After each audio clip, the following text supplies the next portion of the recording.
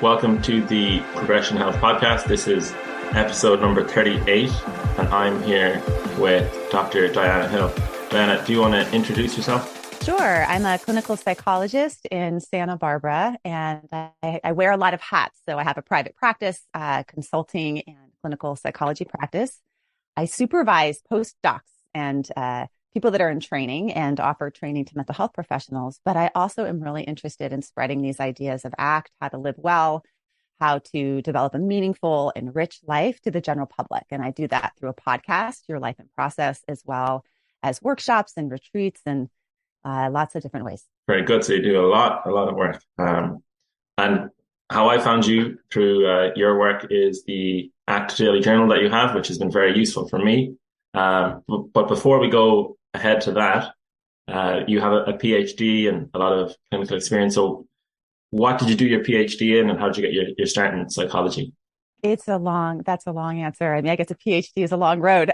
So I got my PhD in clinical psychology. I was specializing in eating disorders. And when you go and get your PhD, it's like super specialized. So I was studying early on. I went to go work at University of Colorado at Boulder, where I was studying with a woman named Linda Craighead, who was looking at something called appetite awareness or interoceptive awareness of your hunger and fullness cues, and using some behavioral methods of self-monitoring of those cues to help folks with bulimia, binge eating, and restricted eating.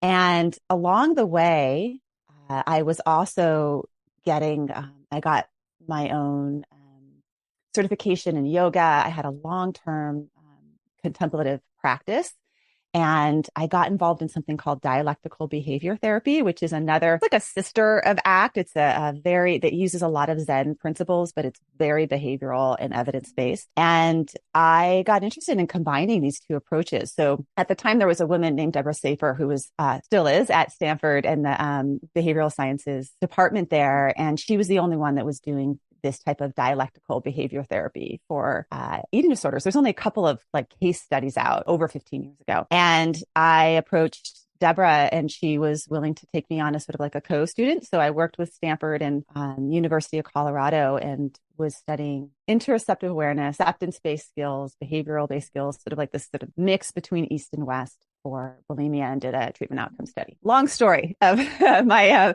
PhD, but in terms of research, it's always, you can't just say I studied eating disorders, because that is, there's so much out there in each of these arenas of mental health. Yeah. And what were kind of like some of the main findings, or the main learnings that you learned through that PhD? Because it sounds like you're not just doing eating disorders, you're also incorporating some of the Eastern philosophy as well. So that's like a huge amount of research to learn from. Well, that study was, it was a treatment outcome controlled trial in RCT, looking at in particular for people that binge eat and purge. We actually had sort of a subclinical population in addition to people that met criteria for bulimia. So when you're doing research in the arena of mental health concerns, you're using something called the DSM. So the statistical manual that gives you these criteria, but not everyone fits in that. Actually, most people don't fit in that. So we studied looking at this intervention of helping individuals pay attention to their hunger and fullness while also developing some skills for emotion regulation. And those skills were things like mindfulness of the present moment,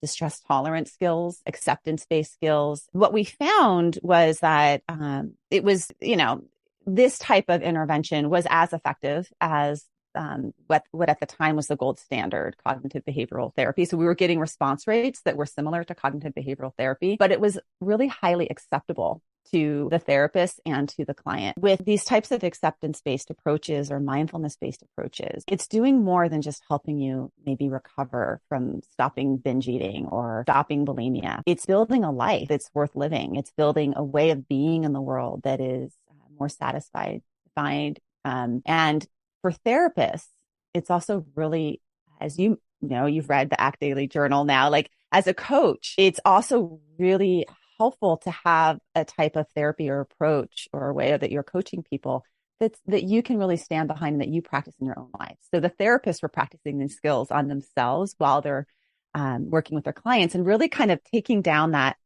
distinction between the therapist being up here in some position that has all the knowledge and the clients being down below in a position that's like supposed to learn from the therapist, but really putting everyone as humans that could benefit from these acceptance and mindfulness practices, as well as interoceptive awareness, which was an important part of recovery. For a long time, eating disorders recovery has been like giving people meal plans, and which can be helpful in reducing binge eating, but it's not really teaching you how to listen to your body and how to use your body's signals to guide your eating. It gets easier over time. Sometimes meal plans can get harder over time. Yeah, it's interesting listening to all the experience you have. I feel as though like there's a common thread of it's as though you teach people life skills, how to like design a lifestyle they would like. What would you think of that? Yeah, life skills. And some of them are counterintuitive life skills.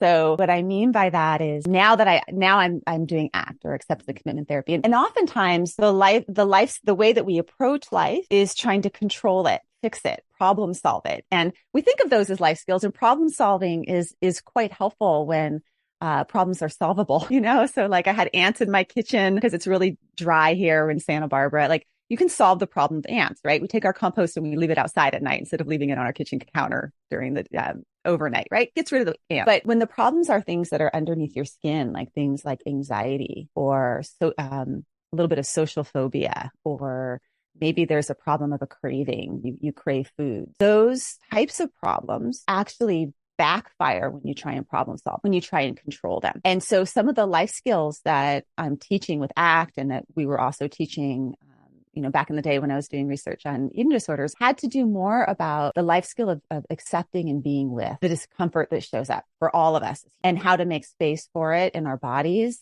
how to also connect to meaning in the presence of discomfort to help us stay with it, because most of the things that are meaningful in our life are also uncomfortable, whether that's a meaningful job. The Progression Health podcast has teamed up with TRX. So TRX is a bodyweight training piece of equipment that you can hook up anywhere, anytime. And I highly recommend it. I use it in every session with my clients. I use it to warm up and also for stretching. But if you are traveling, which is where I recommend everyone use it, it's hard to get to a gym. It's hard to find the time. But you could literally work out from your hotel room with the TRX and the door attachment that it has, where it doesn't damage the door, but it gives you an effective workout. I also like to add in other things like glute bands and resistance bands. But once you have the TRX, then you can figure all that out. So get yourself 50% off on the TRX home workout equipment with the code Progression Health TRX and boost your workout effectiveness and consistency. Progression Health podcast is brought to you by BetterHelp. BetterHelp is an online therapy service which will help you to more effectively manage your mental health. Mental health is very important, and it's something that all of us are realizing now, especially after the pandemic. During the pandemic, for me especially, it was very challenging, and I reached out to BetterHelp.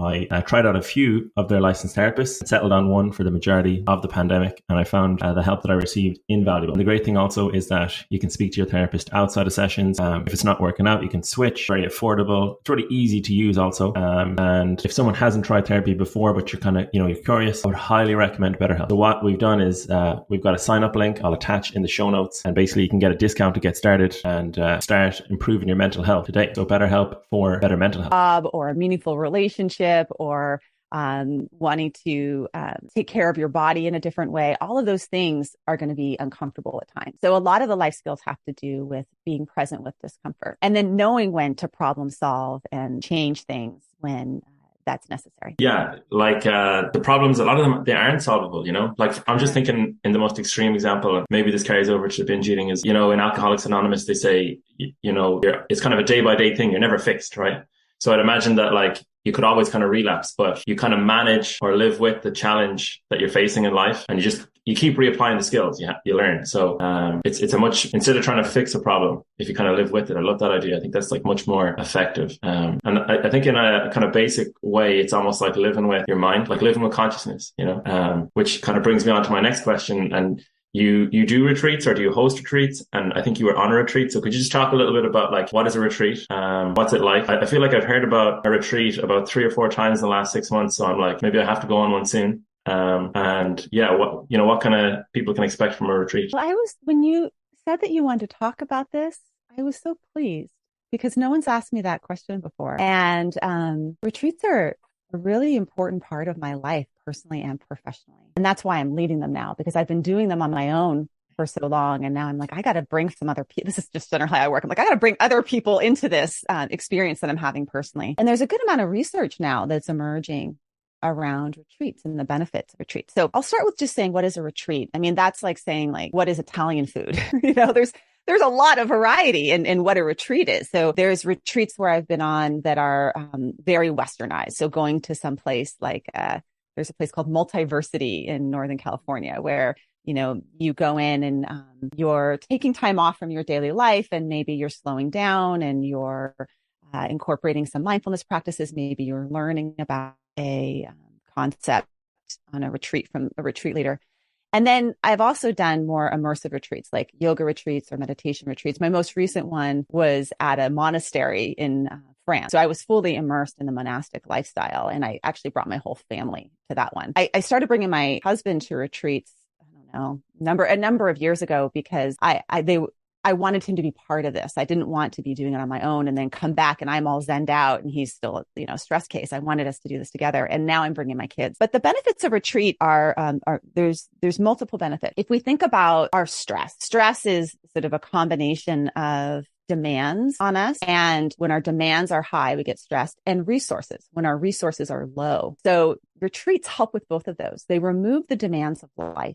They take you out of work and off your phone, and you're not cooking, you're not cleaning, so that you can just really start to slow your nervous. And then they also build up your resources. And some of the ways that they build up those resources are things like nature connection. There's a good amount of research now on the benefits of nature for our well-being, our physical well-being, and our mental health. Things like there's a researcher out of University of Oregon who's looking at fractals. And what he's found is that when you look at a certain, sort of the ratio that's found in nature, fractals, which are repeating patterns like the tendrils of a fern or a succulent or, a rose petal. You may just notice looking at a fractal in nature kind of calms your nervous system. It actually does restore mental fatigue. And it leads to brain states as measured through EEGs that are like a relaxed. Nature is really beneficial for creativity. People that go for walks out in nature, when they test them pre-post after those walks as compared to, walks that are in just like cityscape, we see increases in creativity. We see increases in attention. We see benefits to mood. So retreats offer that. And then retreats also offer the opportunity to practice something. So whether you're going on a yoga retreat and you're just dedicating yourself to practice yoga, or for me, if I go on a mindfulness retreat, it's an opportunity for me to really practice and deepen my practice of meditation because I have enough. So I get to see my mind and what's happening with my mind. The last thing about retreats that people often don't think about is it's a way to connect with others very deeply. So oftentimes you're going on a retreat with other people. This last one that we did up in Plum Village, which was Thich Nhat Hanh's monastery, there were 700 people there from all over the world. And we would go on these mindful walks through his monastery, and we'd go like through the aspen trees and through the plum orchards, and they would be silent for like an hour, a mindful walk, very slow walking. And you'd be walking like maybe you're like 300 people back from the start of the walk. And all of a sudden you'd find yourself slowing down. Why am I going so slowly all of a sudden? And then maybe 10 minutes later, you'd hit a hill and you'd realize, 10 minutes ago, somebody 300 people up hit a hill, and you start to see how interconnected you are. So it's a different way of connecting with people. Maybe it's not so verbal, but it's seeing how we are all interconnected. So those are some of the benefits of retreats, and the research on them is good. Post-retreat, people's telomeres look a little bit better in terms of the aging on our bodies. We see improved stress that is maintained over the long term, and just overall well-being. Brilliant. Yeah. I'm just remembering actually I was on a half-day retreat, and it wasn't that immersive, but it was so interesting to just sit with your mind, and it feels very counterculture, like I'm thinking of you mentioned interacting with people, and it's easy to get caught up in the whole kind of transactional, like it's, I'm trying to make a friend or I'm trying to make a business connection, and it can be very toxic. Whereas if you're just being with somebody in a silent space, there's no one's trying to get anything out of it, just to be with somebody else. So sounds like something I'm like, yeah, I have to try it now. Yeah. And I'm just thinking, what is the kind of like typical durations, and what would you recommend for somebody like myself or anyone listening who's interested in trying a retreat? Well, you can do your own personal retreat at home. So there's even, I teach with Inside LA, which is a meditation center in Los Angeles, and they often will do like day-long online retreats. So you can do this in your own home. You don't even have to leave your home.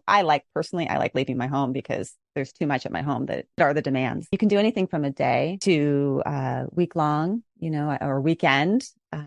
Some of my retreats, my favorite retreat centers is like Esalen up in Northern California, Spirit Rock, which is Jack Cornfield's retreat center. And then I teach at Blue Spirit, which is in Costa Rica. And that is the best because it is a retreat center that's right on the coastline. And you get all your needs met. So you're eating really good, nutritious food. You're getting really deep sleep. You're immersed in nature. And then you're doing these daily practices that are really beneficial for you. So anywhere from, but my dad is he's a meditation teacher and practitioner for a long time. He goes on month-long silent retreat every year. So, you can get really gnarly with it if you want to go away for a big chunk of time. But really up to you what you can do in your life, what you can fit in. But mini retreats are possible too. Even just for me now, having a silent meal is a little retreat in between my sessions, going for a walk instead of writing a note and just walking down and around my garden and walking back.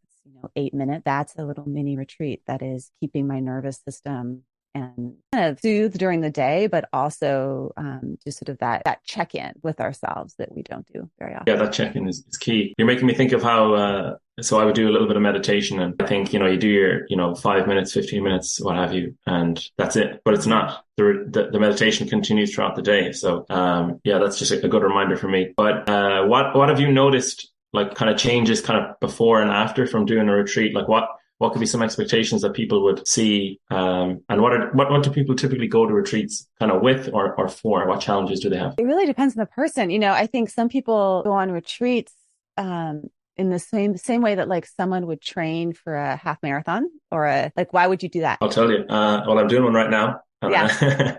It's actually for my mental health. So I actually feel so much better and so much clarity after I run. So that's what my motivation is. Mm-hmm. Yeah. So you feel that clarity, but then there's also this element of it being a commitment to something kind of big, right? So you're going to do your daily meditation and then you're going to go to retreat and really deepen it. You're going to do your daily exercise and then you're going to do your half marathon and it's going to be like a deepened experience, right? So there's part of that it can deepen whatever practice that you have. But I see you asked about sort of what I notice.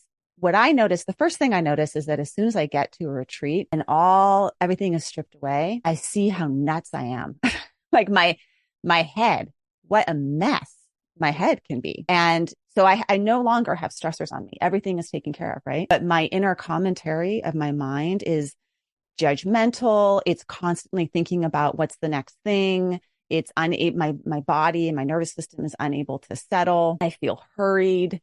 I feel like dissatisfied, like all those things that I can blame on something in my day-to-day life. I have lots of reasons why I need to hurry, or I have lots of reasons why I need to plan or be ahead of where I am or feel dissatisfied. But when you're on retreat, you don't have those reasons anymore. And your head is still doing it. And so it exposes that. And then once that's exposed, it's really uncomfortable. Like the first 2 days of retreats, like detoxing, right? So then when that's exposed, what's cool is you actually start to work with it. And the ways in which I work with my mind is something called cognitive diffusion, which is just stepping back and noticing my mind. Pretty harsh towards me, but also, critical towards others. How does that translate into how I feel in my body? Because you start to develop a very heightened awareness of yourself. And that can include everything from you eat a carrot because all the toxins are stripped out. So on retreat, you're eating really super whole foods. Oftentimes it's like, grown at the retreat center or somewhere nearby. You eat a carrot and you start to notice the sweetness, right? Or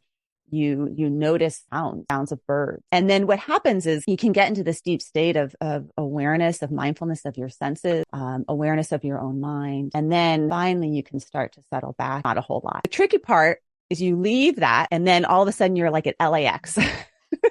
You're flying home or you're in the secure.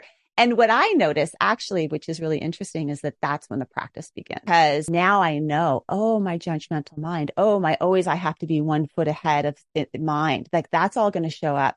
My controlling mind, that's all going to show up at the LAX airport. And then it's going to show up when I get back home and life has not changed, even though I've had a different experience. And how am I going to approach life? And I notice that my ability is to stay centered after retreat. very much less bothers me. And then I need to retreat again like 6 months later because it all kind of, I forget. Yeah. The real world sort of, or not the real world, but, your day-to-day life kind of undoes all that good work you've done. Mm-hmm. Could you give an example for people who kind of maybe haven't experienced the benefits of just being mindful, or that kind of diffusion you spoke of, where it was like a particularly testing or trying situation, and because of the work of the retreat, you were like less affected maybe, or you handled it better, Well, yeah. So I can give you an example from 2 days ago. My husband and I were, we were in our kitchen. We were like cleaning up dinner, and my kids wanted ice cream sandwiches after dinner, and there was only 2 cookies left, but there's, I didn't want ice cream sandwich, but there was 3 of them, and there was this like tension that started to rise up, and my husband stepped in and he's like controlling the kids, and I'm getting judgmental of like, you're being a dominant jerk, and all of us started getting into this like conflict. And my littlest, who's 9, who was on the retreat with us, he went out of the room and we have this big beautiful meditation bell in our living room. And he brought it into the kitchen and he rang the bell. Wow. And when you're on retreat, at least the last retreat we were on, the bell rings throughout every hour and multiple times a day. And what you do when the bell rings is everybody stop, and listeners can do this right now. You stop, you take a breath, and you just check in with yourself. How am I doing?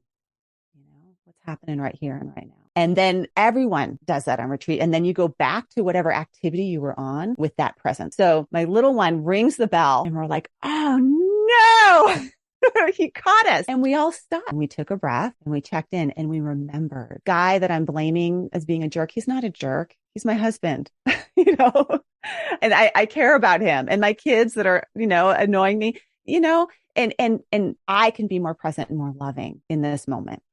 So that's an example of, sometimes we need someone else to ring the bell for us. It may not be our kid that's getting a bell out of our living room and ringing it, because, not every kid's going to do that, most kids, but it may be something else that rings the bell in our mind or in our heart. If I need to see what's really true here, and that I've caught in my head and in my judgment, my critic and my being right. Well, yeah, that's a powerful example. And that's great that your littlest one was able to use the benefits of the retreat. I'm sure there's lots of moments like that, so that's great. And what is it, do you think, about daily life that takes us, let's just say, kind of off the path of being like present? And is there any kind of common things that kind of cause us to get like, I guess, more stressed or more caught up and less mindful? What about daily life is actually helping us be present is the question. Not a lot. No. So, the way that I often describe a lot of things with clients is I use this Russian doll metaphor, where I don't know if you've ever seen Russian dolls. There's like a little tiny mini little wooden doll, and then like a bigger doll that circles around it, and then a bigger doll, and then a bigger doll. And you can kind of like open up the big doll and find all the little ones inside, right? Yeah. So the littlest doll in there is your brain. And so even before we talk about what is it about modern life that's preventing us from being present, we can say, what is it about my biology, my brain, and how my brain evolved actually not to be all that? Because our brain is evolved to, in terms of to survive. We have this whole frontal lobe that's involved in planning in future, and also in remembering past negative experiences to prevent us from having them again, right? So our brains have evolved sort of this protective mechanism, which is helpful if you're trying to go seek out food, or like go find a place to build your shelter, or remember that plant like killed your brother. Don't eat it, whatever. But it's not so helpful in the modern world. It's not so, there's a mismatch, an environmental mismatch. And this concept of environmental mismatch between our brains and our environment is, all over the place. Same thing with sedentary culture and bodies that, are designed to move. But so we start with that littlest doll of we have a negativity bias. We have a bias towards future thinking and past rumination. And then the layers of the doll on top of that are things like, certainly technology use is very much taking us out of being in the present moment, being on our phones and you see it all the time now, right? You're like, people are at dinner and they're not seeing the person across them. We're uncomfortable with being present. And then we also have the habit of, and culturally also, I think we've been taught to, if if discomfort shows up, get rid of it. And so that is also another thing that's sort of reinforced by our culture of we don't want to be present because if in the present, it's uncomfortable. So we have the habit of escaping through lots of different ways. I mean, we eventually avoid through substances, through numbing out, through rushing through things by, overthinking things like that. So all those contribute, I think. Yeah, there's so many options for us to just kind of not sit with ourselves. And yeah, kind of like a tricky question, but why do you think it's just such a kind of a human problem to sit with like your mind and maybe not be distracted or not, numb out? Why do you think that's such a challenge? Any thoughts? Well, I first want to say there's interesting research behind that particular thing, which is Erin Westgate, who's someone that she's an incredible researcher. She studies boredom and she studies something called psychological richness. But she did this seminal study. I actually interviewed her for Your Life and Process, and it's coming out at season 3. But she did a seminal study where she had people sit in a room for 20 minutes and they had the option of sitting in the room with their thought or applying some electrical shock to themselves. And 67% of men chose to apply electric shock to themselves than be alone with their thoughts. And I think it was like 25% of women. I failed to ask her the question of why this gender difference, which is kind of interesting. But basically being alone with our thoughts is not a fun place for us to be. So much so we'd rather shock ourselves. And why is that the case? Is because we have very untrained minds and we often will believe our mind to be true. And a lot of the stuff that's in your mind is not yours in the first place. It's like something that your 3rd grade teacher, said to you. It's your parents' criticism. It's social media's blah, blah, blah. It's not even your own thoughts. It's, you've just sort of adopted it.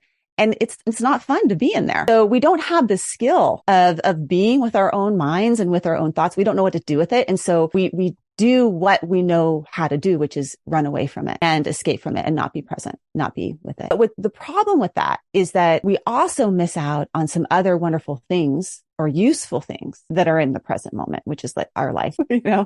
Our life is in the present moment. So we have our own versions of self-administered electric shock, like everyone has their thing that they do to kind of escape. And, it's an important thing to learn how to train your mind. That's what I was going to say. Yeah. It's the mental training to kind of always keep coming back to the present moment.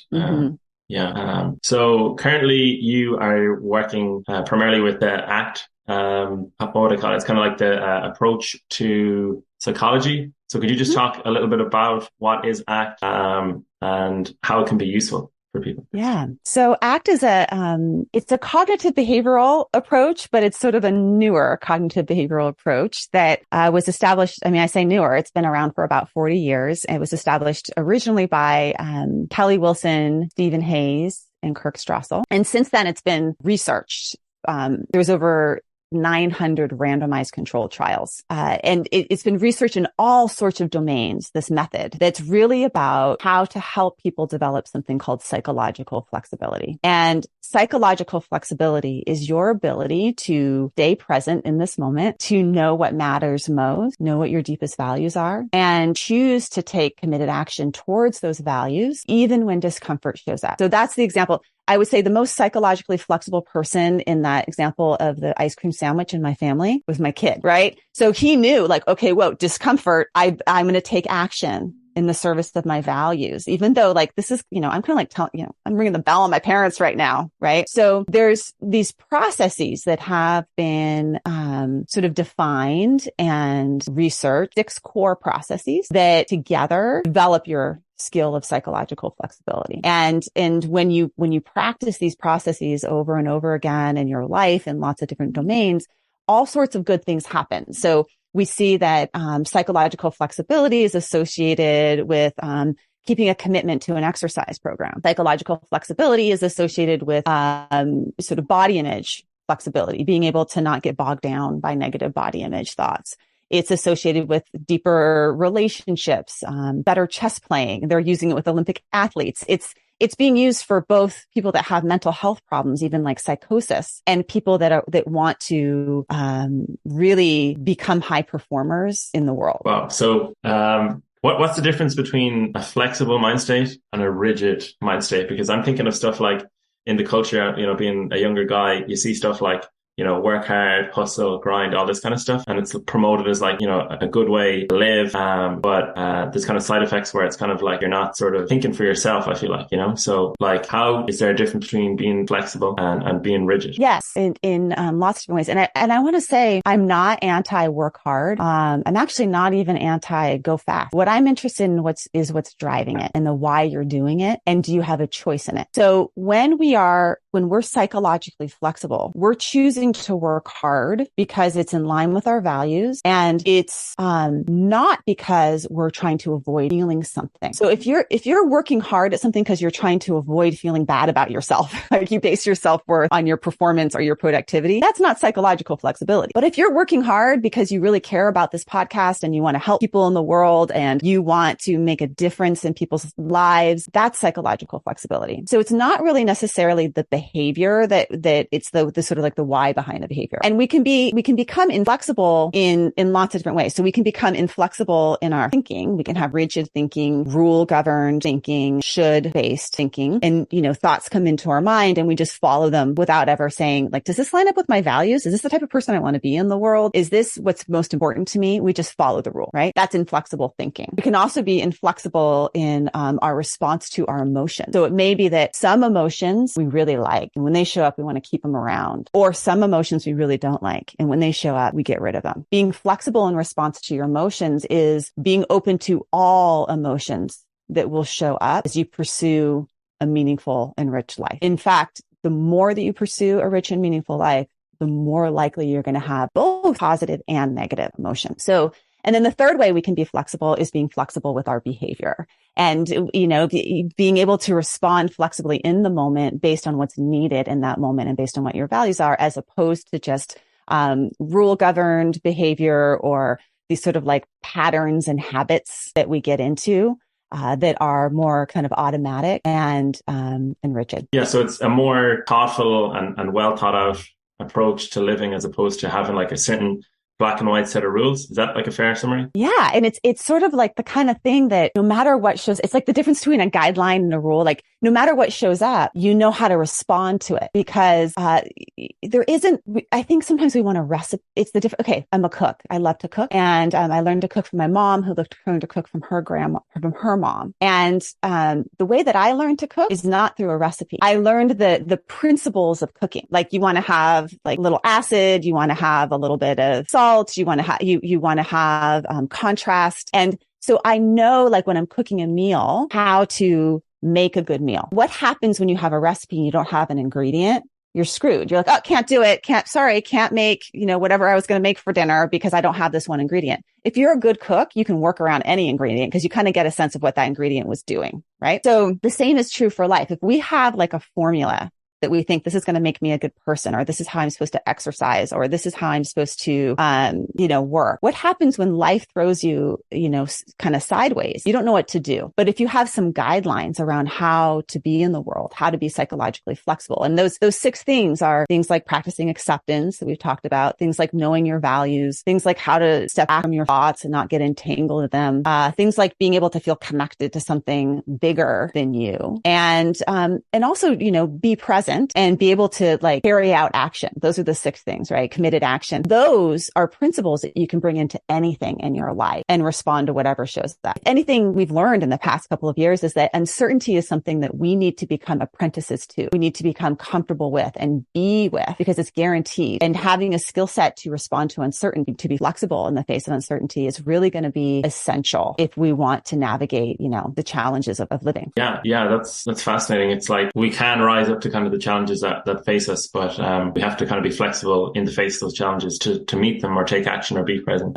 So can you just talk a little bit about the accepting point? I feel as though obviously doing the journal, I've got a better understanding of acceptance, but it was quite tricky initially to get that, because I think a lot of people think when they accept something, they kind of concede to it, or maybe they give up, or, might be some misconceptions around acceptance. So, how does that typically look like if you're practicing this like flexible mindset? Can I throw that back at you? Because you said you've been working on the journal. Yeah. What did you notice about acceptance for yourself? You said I kind of heard it first, and now I have a little bit of a different. Yeah. So I wanted to actually give my definition of, acceptance and commitment. So to accept your current circumstances, like whatever situation you're in, and not try to deny it and be like, avoiding it. So if you're feeling, good, maybe kind of celebrate that and, do something symbolic. Or if you're struggling and you're in a hard situation, like, you're working, let's just say late, for example, you kind of acknowledge, okay, I'm working late. And you're sort of just flexible in the face of the challenge or the experience you have. But I feel like I could do a better definition than that. So that's a great one. Yeah. Yeah. I liked what you said about, sort of what you were alluding to there, like working late. Like there's stuff that we don't want, like just stuff about life we don't want, whether it's like, I don't want to do this job. I don't want this person to be my family member. I don't want, to have this injury. There's lots of there's a series of I don't want. Life has a series of I don't want. And when we resist that, what happens is we get another layer of suffering. And this second layer of suffering is actually the one that's really toxic to us, resistance. And we know this even there's research out of UCSF, like on a cellular level, non-acceptance versus acceptance changes your relationship to stress. So Alyssa Epples looking at things like telomere length and people's response to stressors. People that do not accept and resist and they push back against show greater cellular aging, So there's the I don't want resistance thing about acceptance. And a lot of the stuff that I actually think that we're working on accepting is stuff that's under our own skin. So even if you notice in your body, if listeners are could notice right now, at any point in time, there's some kind of discomfort somewhere in your body. There's emotional discomfort, like you and I are doing an interview. So there's sort of like a little bit of edge of nervousness in hundreds of these. And there's always a little bit of edge of nervousness. Okay. That's showing up inside of our body. And then I have like a little bit of hip pain. I went for a long run yesterday and over 40, it's like you get hip pain. So I have a little hip pain in my right hip. I'm sitting on the floor cross-legged. And what our tendency to do is to do one of two things. Ignore it. I'm just not going to think about my nervousness and kind of hold my breath the whole time. I'm not going to think about my hip pain and just hope it goes away. So that's sort of one avoidance strategy, or we try and control it. I'm going to really try and control my nervousness and like make it, calm down but really the path out is to make room. Like you can notice what's happening in your body and be like, hello, nervousness. I see you and I'm here in this interview and I'm relaxing around it. Like I'm making space for it. And I'm going to tend to it, but not in a try and control way, but really in a like caring way. Cause I think of acceptance as caring for something, caring for discomfort. Yeah. That's probably going to be the tricky part for me to grasp. But I know that just you spoke of like a hip injury. If that was to happen to me when I was younger, I would have been like, okay, I would have been that kind of, that black and white approach. I'm taking a week off, activity, and that would be the best acceptance I could do, or I would have like kept on going as normal. Mm-hmm. And you can see how both of those are a little bit extreme. Whereas now I'm kind of like, right, you're not 100%. You're like, your hip is 60, 80%.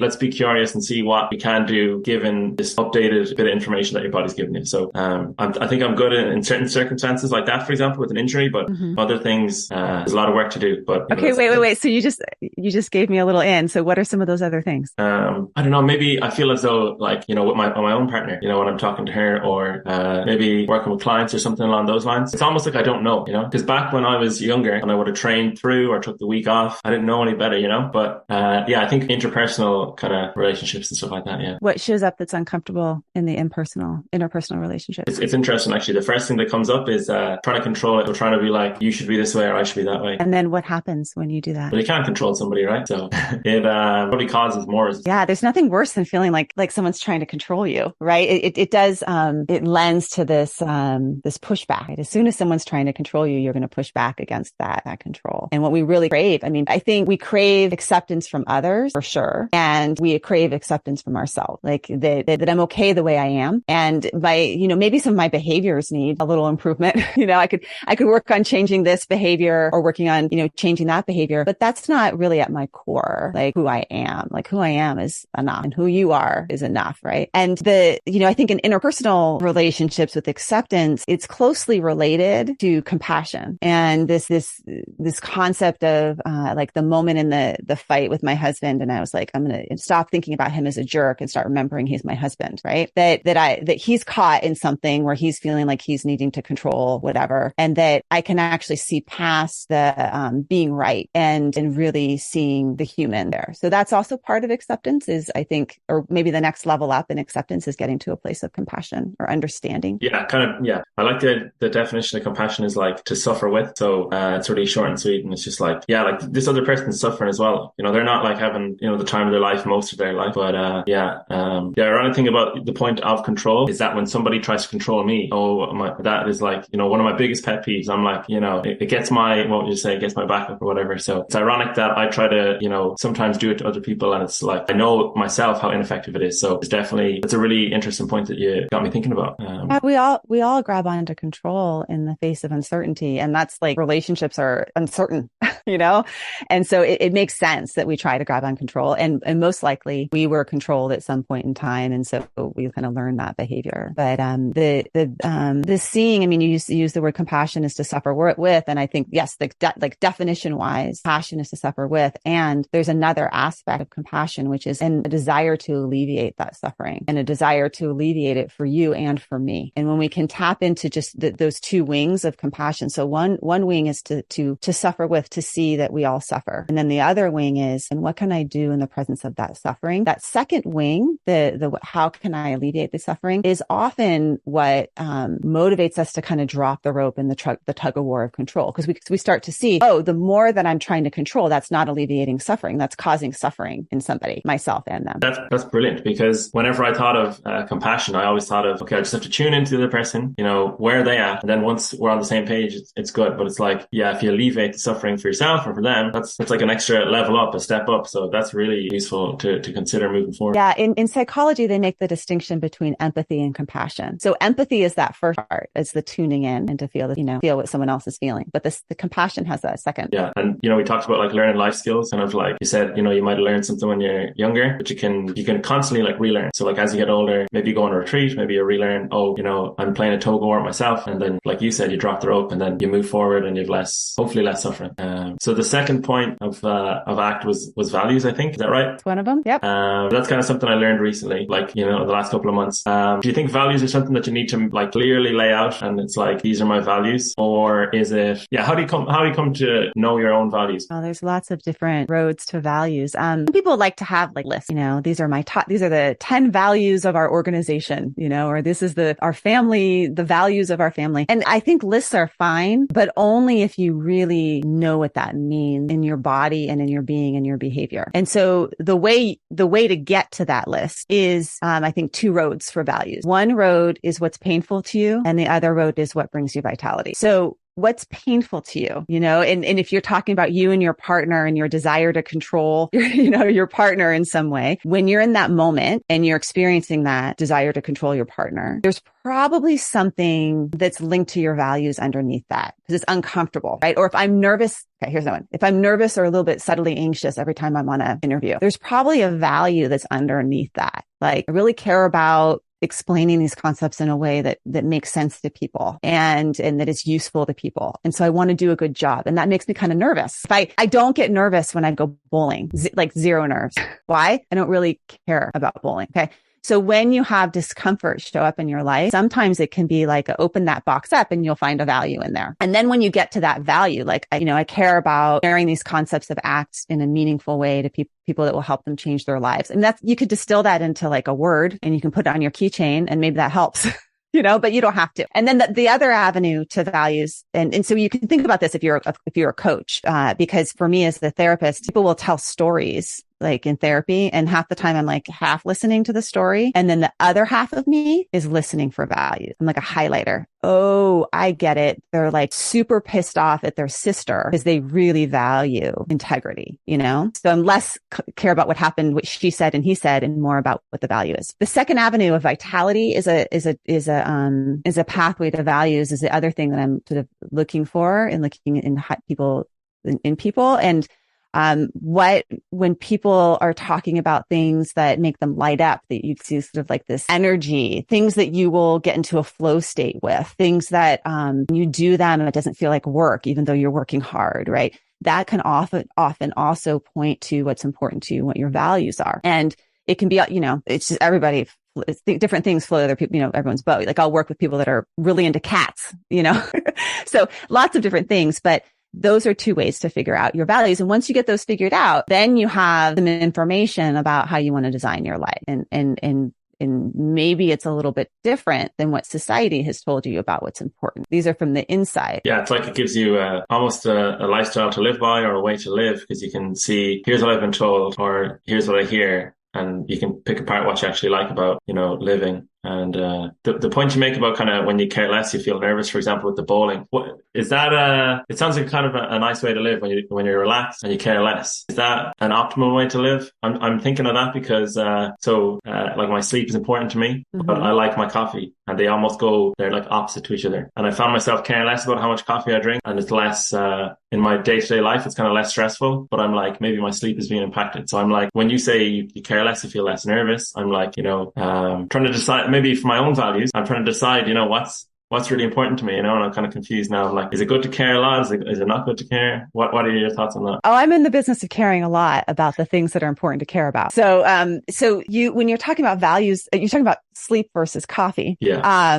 It's not about valuing coffee or valuing sleep. There's a value underneath those, or maybe a few values underneath those. Some of those values may be like, I really care about, for some person that says they want to sleep, I really care about the health of my body, at a cellular level. Some people, I really care about sleep because, at least for me, when I don't sleep well, I'm irritable and I'm just like not fun to be around. So what I value is actually being kind. And when I don't sleep well, I'm not as kind. Or when I don't sleep well, I'm, not as focused at work. So those would be, the values would be, I really value my work, being focused at work, or I really value being kind. And then on the coffee side, it may be like, maybe there's values around, I really value enjoying life, or I really value my exercise, like getting a good workout, and coffee helps me with that, right? So you got to get a little bit underneath it. And it isn't about caring less. I use the bowling example as an example of, it's actually not always good to care less. Caring more comes with a cost, which is pain. And therefore we have acceptance. I want you to care more. But making those decisions around coffee versus sleep, there may be some kind of like, that's actually where problem solving comes in. Like, okay, maybe there's some like time when you cut off your coffee so you can sleep, so you can like meet all your needs at once. But I don't know. Does that make sense? I think getting at it. If I was to kind of summarize what you said, it's kind of caring more about the things I care more about. So it's like, what do I care more about? And is it coffee or is it sleep? Which sounds like such a silly example to use, but it's like, yeah, sleep is of course more important. So for me anyway. So yeah. Why is sleep important to you? Sleep's important to me because when I sleep well, I'm in a better mood, and I can perform better. Like I have more energy to, live fully. So even though coffee does kind of give you a bit of energy, nothing trumps sleep. Like sleep comes first. And yeah. So that's how you would use values. You wake up in the morning, you crave coffee. You're going to want it. Or whenever you have your coffee. I don't know.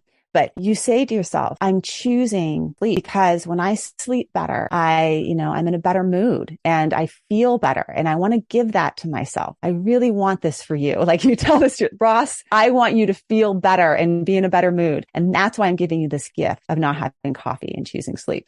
And it's different than saying coffee is bad, sleep is good. And therefore I have like the good little angel on my shoulder and then the devil of coffee on my shoulder. And everybody has, for some people, everyone has their devils and angels. And as soon as you're into those, then it's a should and it's a rule, and you will rebel against it. And you will feel, you don't like being controlled. You'll feel controlled. And then what do you do when you're controlled? But when you feel like I'm giving myself this gift, give myself the gift of 15 minutes of quiet in the morning to practice. It's such a gift to have that. As opposed to I make myself wake up at 5:30 in the morning. Oh my gosh, this is terrible. So that's where you can use your values to help motivate your behavior. And what we know about values motivating behavior is that people are more likely to stick with something when it's motivated by their values. They're also more likely to work harder at something when it's motivated by their values. So whether that's sleep or other types of health behaviors, or it's also like motivating you to not be controlling of your partner. If you remember the values of why you don't want to do that or why you want to do something different, it'll help you. So yeah, kind of just, I'm thinking of my own work with my clients, like, and as a coach. So when somebody says I have this goal, it's more important. The goal is good, but it's more important to think underneath it. What's the underlying value here that you're kind of like, I guess, speaking to use that as your motivation as opposed to the goal. Is that right? Yeah. One way to think about goals and values is sort of like if you were to head north, where are you located? I mean, I never asked you that. Where are you? SF in San Francisco. Oh, you're in San Francisco. Yeah. Oh, good. Okay.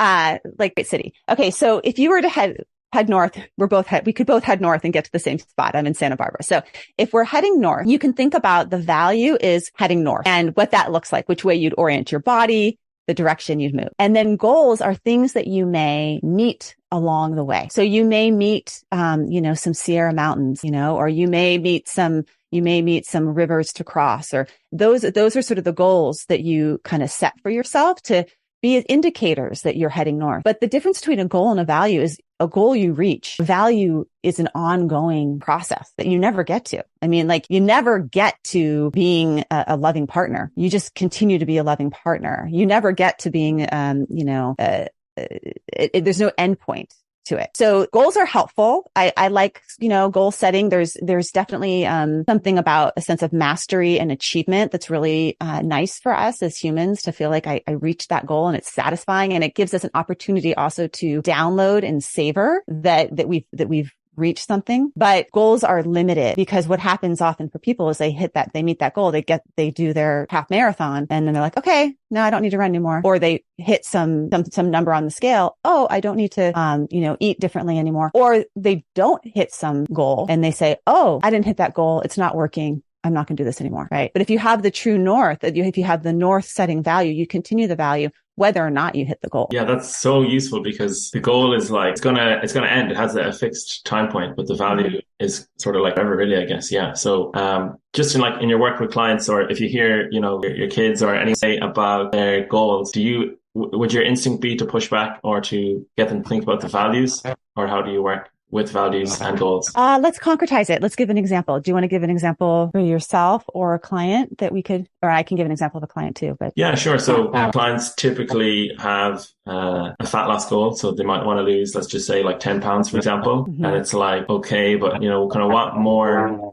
is there to it is what I would think. Beautiful. Yeah. There's a lot of research on ACT for weight loss. Jason Lillis is doing a lot of work in that area. And the problem with having weight loss be the only focus is it sort of it's missing something. I'm curious why. So I'd be started by like, let's imagine a miracle happened and you lost those 10 pounds instantly. Like I was like a miracle worker and I could just take them off of your body and you're in the body 10 pounds lighter. What would your day look like? What would you be doing differently? What clothes would you be wearing? What activities would you be doing? How would you feel about yourself? Who would you talk to that you're not talking to now?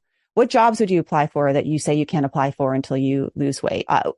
Tell me more about it and tell me more about sort of what it is that's really important to you, how your life would open up. And then what they don't know is they're showing their cards, because now for me, I'm going to work on all of those things right here and now as if you have lost that weight. So now I know what are some of your values are that we can start working on right now. Because what we often do is we put off our lives and we put off, like, I'm going to start living when X, Y, and Z happens, but we never get to X, Y, and Z. Or when we get to X, Y, and Z, the finish line has already moved out because you lose those 10 pounds. If you do lose the 10 pounds, which most people, it's hard to do, but if you do, you've already moved it out because it wasn't quite good enough because you lost the 10 pounds, but then you're like, your body doesn't quite look the way you wanted it to look or whatever. So always values first for me. And then what I measure, I had this, so Kelly Wilson, I've learned a lot from. He's one of the co-founders of ACT and just like incredibly wise human being. Another person that is on Your Life in Process coming up. So listen to him. It's completely rambly like I am right now. But so Kelly Wilson always would say,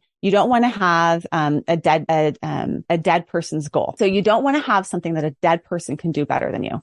A dead person can stop smoking better than you. A dead person can stop shouting better than you. A dead person can lose more weight than you. What you want behaviors that you can engage in, that you can do. So I don't see weight loss as necessarily a goal. What I see is like, okay, what are the behaviors that I want to help this person engage in that would help them have the life that they want, but also help them start living the life that they want right here and right now. And oftentimes weight loss is the side effect of that. Very good. Yeah. So they start in the present moment instead of putting it off. I love that idea because like you can even think of any goal or place you're trying to get to. You can't like say, okay, when everything falls the right way, then I'll start making, the behaviors and taking the steps towards the goal. Mm-hmm. Like that just won't work at all. You have to kind of like take action, like you said, as one of the 6 parts of ACT.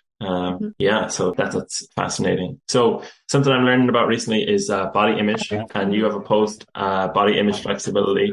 So what is body image flexibility? What is body image? And why is it important to be flexible with our image? Yeah. So if you feel bad about your body, it's not your fault. Let's just start there. Most of us have taken in cultural messages, familial messages about our bodies, right? And so we have, for many of us, we tend to over-identify with our body shape and size. Like my worth is based on the way my body looks. I'm a woman that's in recovery from anorexia and bulimia. So I was like that 1% of people that get down to a really low weight and actually live. And so I know about body image from how insidious it can become, hating your body and the things that you will do to try and change your body to feel good about yourself. Right. And so if that's the case, that's not your fault. There's standards of beauty that are unachievable. And, we've been kind of told a lie, which is that if you look a certain way, then you're going to feel a certain way. But body image flexibility is different than like positive body image because, for some people, they may not, it's a big stretch to get to the point of like feeling good about your body. But maybe the in between place is to be able to live in the body that you have and live your values with the body that you have. So that would be an example. An example of that may be, say you go to the beach and you really like to go in the water, but you never go in the water because you don't like your body. Body image flexibility would be to take those feelings with you and that discomfort with you and go in the water because it's something that you want to give yourself, which is the experience of being in the water. Or say you have a lot of body image concerns. A lot of times people with body image, negative body image, they won't dress their body in certain ways. They'll wear really baggy clothes or they'll cover out their body or they'll do sort of like fixing behavior. Body image flexibility is stopping doing that fixing behavior and allowing yourself and the discomfort of being in the body that you're in, but living your life and having it not be just about your body. So it's a little bit of a different angle than the positive body movement. I have nothing wrong. I would hope that everyone could get to a place of loving their body and feeling good about the body that they're in and all of that. But that's a big leap for many people. Yeah. Well, so I don't have as quite like a big story like yours, or not big, but so my experience with body image is not the same as yours. I didn't have like a diagnosed condition, but I think a lot of like men could understand the idea of like, it's almost like a joke I've heard where it's like the day you enter the gym is the day you'll feel forever small. I think women have different challenges with body image, but men always feel like, oh, you need to be more muscular. It's the opposite for women then. I think it's, from what I've read, there's a kind of an unrealistic standard to be thin. So for guys, it's an unrealistic standard to look like, a fitness model. And it's almost like I was lucky and I kind of used a bit of ACT when I was younger. And I was like, oh yeah, I'll never actually be this muscular standard that I hear in society. So once I realized that, it was like a light bulb moment. It was like, oh, okay. So we'll just keep moving anyway. We'll keep training and stuff like that anyway. But just know that this unrealistic standard that you've like inherited or you heard from somewhere or picked up is, it's out there, but you can still keep going, I guess, in spite of that. So is that like an example of action in a way? Yeah. And when you say that, it like breaks my heart.